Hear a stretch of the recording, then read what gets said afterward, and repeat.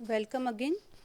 Invertebrate phylum के video lecture के sequence में आज हम देखेंगे फाइलम आर्थ्रोपोडा के जनरल कैरेक्टरिस्टिक्स। तो इन वीडियो सीक्वेंस में अभी जो हम टॉपिक हमारा चल रहा है वो हमारे जो नो फाइलम से उसके हम सामान्य लक्षण या कैरेक्टरिस्टिक्स को डिस्कस कर रहे हैं। तो आज हम स्टडी करेंगे about the arthropoda. Phylum arthropoda, तो आर्थ्रोपोडा का जो जनरल मीनिंग है वो दो शब्दों से मिलकर बना है। आर्थ्रोस का मतलब होता है जॉइंटेड, पोडा का मतलब होता है फुट, यानी कि ऐसे जंतु या एनिमल जिनके फुट या पैर जो होते हैं वो आपस में जुड़े रहते हैं। सबसे इंटरेस्टिंग बात इसमें ये है कि ये फाइलम एनिमल जगत या एनिमल किंगडम का सबसे बड़ा फाइलम है या सबसे बड़ा संघ है, जिसमें 9 लाख से ज़्यादा जातियाँ या स्पीशीज़ पाई जाती हैं और हर हैबिटेट में इसके जंतु पाए जाते हैं, जैसे जल में, पानी में, हवा में, सब जगह। माना जाता है कि जितनी भी स्पीशीज़ एनिमल्स की अर्थ पे पाई जाती हैं उसमें 80% से ज़्यादा जो स्पीशीज़ है वो केवल आर्थ्रोपोड जंतुओं की है। उसमें सबसे ज़्यादा जो जनसंख्या है वो है इंसेक्ट की। अब देखते हैं इसके जनरल कैरेक्टर्स या सामान्य लक्षण। फर्स्ट पॉइंट है कि इसकी जो बॉडी का संरचना या ऑर्गेनाइजेशन कैसा है। तो इसकी बॉडी है organ system level of organisation, यानी कि अंग तंत्र कोटि का इसका शारीरिक संगठन होता है, यानी कि इसकी बॉडी के अंदर जो ऑर्गन सिस्टम है वो डेवलप हो चुके हैं। बॉडी इसकी बायलेटरल सिमेट्रिकल होती है, ट्रिप्लोब्लास्टिक होती है और मेटामेरिकली सेगमेंटेड होती है। बायलेटरल यानी कि हेड और टेल के अंदर इसकी बॉडी इजीली डिवाइडेड है और उसको हम दो इक्वल पार्ट में बांट सकते हैं। हिंदी में अगर इन शब्दों को देखें तो द्विपार्श्व समिति है इसकी, त्रिजनन स्तरी है और विखंडी रूप से सखंड है। अपेंडेजेस इसके जॉइंटेड हैं, usually 1 pair to somite and with varied function as jaws, gills, leg etcetera. जो अपेंडेजेस हैं यानी कि जो उसके उपांग है वो कैसे हैं, जॉइंटेड हैं, जुड़े हुए रहते हैं आपस में और एक खंड के अंदर एक जोड़ी जो इसके अपेंडेजेस हैं पाए जाते हैं और अलग अलग फंक्शन होता है इनका। ये कहीं तो ये जॉ का काम करते हैं, जबड़ों का काम करते हैं, कहीं ये गिल्स के लिए काम करते हैं और कहीं इनका जो कार्य है वो टांगों के रूप में किया जाता है। बॉडी का जो एक्सोस्केलेटन है यानी कि जो बाहर का बहिकंकाल है वो एक निर्जीव काइटिन क्यूटिकल से बना रहता है। ये निर्जीव इसलिए होती है कि ये समय समय पर इसको शेड कर देता है या इसको बॉडी से हटा देता है ताकि इसकी बॉडी को ये ग्रोथ कर सके। और इस प्रोसेस को जिसमें काइटिन को बॉडी से शेड करता है, निकालता है, इसको हम कहते हैं इक्डायसिस या फिर मोल्टिंग। और इस तरह से इसकी बॉडी को ग्रोथ और डेवलपमेंट होता है। इक्डायसिस को हिंदी में हम कहते हैं निर्मोत्सर्जन। बॉडी इसकी डिवाइड होती है, विभाजित होती है हेड, थोरैक्स और एब्डोमेन के अंदर। सिर, वक्ष और इसका जो धड़ है उसके अंदर। सिर और वक्ष जो होते हैं जनरली क्या होता है, प्रायः आपस में जुड़े हुए होते हैं, क्या होते हैं, फ्यूज्ड होते हैं और आपस में जुड़कर एक कॉमन स्ट्रक्चर बनाते हैं जिसको हम कहते हैं सिफेलोथोरैक्स। सीलोम की बात करें प्रगुहिका की तो हम जानते हैं कि जो एनिडा के ऊपर के जितने भी फाइलम्स हैं उनके अंदर ट्रू सीलोम या वास्तविक प्रगुहिका पाई जाती है। लेकिन इसके अंदर क्या होती है कि ये जो सीलोम है वो काफ़ी रिड्यूस होती है। रिड्यूस होने का वजह ये है कि इसके अंदर एक लिक्विड, ब्लड जैसा लिक्विड पाया जाता है जिसको हम कहते हैं हीमोसील। तो हीमोसील की वजह से ये सीलोम इसकी क्या होती है, रिड्यूस हो जाती है। अब आती है इसकी मसल्स या मांसपेशियों के बारे में। तो इसकी जो मांसपेशी या मसल्स होती है वो कैसी होती है, स्ट्राइटेड टाइप की होती है, जैसे कि हमारी बॉडी में मिलती है, जो कि रैपिड कॉन्ट्रैक्शन यानी कि सकुचन के करने में सक्षम होती है। हिंदी में स्ट्राइटेड को बोलते हैं रेखित।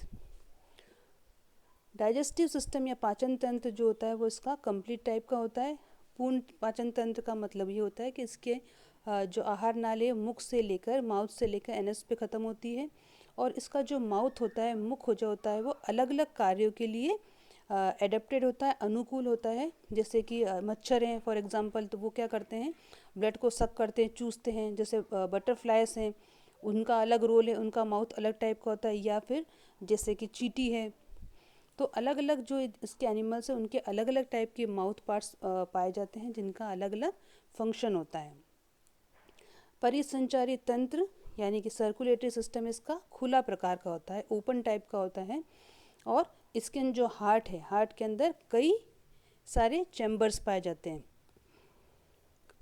जैसे कि हमारी हार्ट के अंदर 4 चैम्बर्स पाए जाते हैं, वैसे ही इसके हार्ट के अंदर कई सारे चैम्बर्स पाए जाते हैं। रेस्पिरेशन श्वसन इसका जो होता है वो अलग अलग तरह से होता है। जैसे कि इसकी जनरल बॉडी की सरफेस से, यानी कि शरीर की सतह से होता है, गिल्स के द्वारा होता है, और ट्रकिया के द्वारा होता है, या फिर बुक लंग्स। तो ये आपको याद करने की बात है कि अगर आपसे पूछा जाए कि आर्थ्रोपोड में रेस्पिरेशन किससे होता है, तो ट्रकिया या बुक लंग्स जो है वो इसकी स्पेशल फीचर्स है, जो दूसरी किसी फाइलम में हमें देखने को नहीं मिलती। एक्सक्रीटरी ऑर्गन इसके अंदर जो है वो है ग्रीन ग्लैंड या फिर माल्फिजियन ट्यूब्यूल्स। उत्सर्जी अंग इनको कहा जाता है, हिंदी में भी इसको ग्रीन ग्रंथियाँ या मेल्पिजी नलिकाएँ कहा जाता है। नर्वस सिस्टम यानी कि जो इसका तंत्रिका तंत्र है वो कैसा होता है, एनिलिडा टाइप का होता है। एनिलिडा में हमने देखा था कि किस तरह से उसके ऊपर डॉर्सल में ब्रेन है, 2 गैंग्लियन है जिसको हम कहते हैं ब्रेन बनाते हैं। उससे कनेक्टेड एक नर्व रिंग होती है जो रिंग आकार का बनाती है, और उससे लेडर लाइक स्ट्रक्चर बनता है, सीढ़ी नुमा, जिसमें अलग अलग गैंग्लियंस होते हैं और आपस में वो क्या रहते हैं, आपस में जुड़े रहते हैं। तो इस तरह से ये रिंग एक डबल वेंट्रल नर्व कोट बनाती है, एक दोहरा अधर तंत्रिका रज्जु का निर्माण करती है। अब आता है इसके संवेदी अंग यानी कि सेंसरी ऑर्गन्स कौन कौन से पाए जाते हैं। तो जो इनके अंदर आइस पाई जाती है वो कैसी होती है, सिंपल और कंपाउंड। यानी कुछ जंतुओं में तो नेत्र कैसे मिलते हैं, सरल मिलते हैं, और कुछ जो इसके एनिमल्स है उसके अंदर संयुक्त नेत्र पाए जाते हैं, कंपाउंड आई, जो कि स्पेशल कैरेक्टर है किसका, आर्थ्रोपोड के एनिमल्स का। नेक्स्ट है इसके रसायन ग्राही और स्पर्श ग्राही यानी कि कीमो रिसेप्टर्स और टैक्टाइल रिसेप्टर्स की बॉडी में पाए जाते हैं। बैलेंसिंग ऑर्गन यानी कि बैलेंस करने के लिए संतुलनकारी, जैसे स्टोटोसिस जिसको हम कहते हैं, वो इसकी बॉडी में पाया जाता है। साथ ही ऑडिटरी ऑर्गन यानी कि जो सुनने के लिए जो अंग होते हैं वो भी इसके अंदर क्या है, वेल डेवलप है और अच्छे से विकसित हैं। अगर अब इसके रिप्रोडक्शन की बात करें तो इसके अंदर जनरली सेक्स जो होते हैं वो सेपरेट होते हैं, यानी कि नर और मादा प्रायः अलग अलग होती हैं, और फर्टिलाइजेशन जो होता है, निषेचन, वो इंटरनल होता है। जनरली ये जंतु कैसे होते हैं, ओविपेरस, और कुछ जो होते हैं वो ओवो विविपेरस टाइप के भी होते हैं, यानी कि अंड प्रजक या अंड सजीव प्रजक। डेवलपमेंट जो होता है इसका परिवर्धन वो कैसा है, डायरेक्ट या इनडायरेक्ट। डायरेक्ट का मतलब होता है कि डायरेक्ट एग से क्या होता है, वयस्क के जैसा आकार का या शेप का या शक्ल का जो एनिमल का निर्माण हो। इनडायरेक्ट का मतलब ये होता है कि पहले अंडे से एक अलग रूप का एनिमल या जंतु बाहर आता है जिसको हम कहते हैं लार्वा, और वो मेटामॉर्फोसिस या कायांतरण के बाद किसका रूप लेता है, वयस्क का रूप लेता है। तो इसके अंदर दोनों टाइप के डेवलपमेंट या परिवर्तन पाए जाते हैं। दूसरी इम्पोर्टेंट बात ये कि इसके अंदर कई तरह की लार्वल स्टेजेस पाई जाती है, यानी कि एक ही जंतु के जीवन चक्र में एक से अधिक प्रकार के लार्वल फॉर्म्स पाई जाती है। और दूसरा इम्पोर्टेंट बात है, किसी किसी के अंदर पार्थेनोजेनेसिस भी देखा गया, जिसको हिंदी में कहते हैं निषेक जनन, यानी कि विदाउट फर्टिलाइजेशन, निषेचन के बिना अगर जो डेवलपमेंट होता है उसको हम क्या कहते हैं, पार्थेनोजेनेसिस। सीलिया और फ्लैजिला एब्सेंट एक्सेप्ट इन ओंकाफोरा, यानी कि इनके अंदर कोई भी स्टेजेस ऐसी नहीं है जिसके अंदर क्या मिलता है हमें, इस सीलिया को हम क्या कहते हैं, पक्षाभो एवं कशाभो, यानी कि सीलिया और फ्लैजिला दोनों क्या होते हैं इसके अंदर आर्थ्रोपोड जंतुओं में अनुपस्थित होते हैं। Parental care often well develop, यानी कि प्राय पैतृक देखभाल क्या होती है इसके अंदर देखी जाती है, यानी कि जो इसके जो जंतु हैं अपनी अंडों की या अपनी बच्चों की क्या करते हैं, देखभाल करते हैं।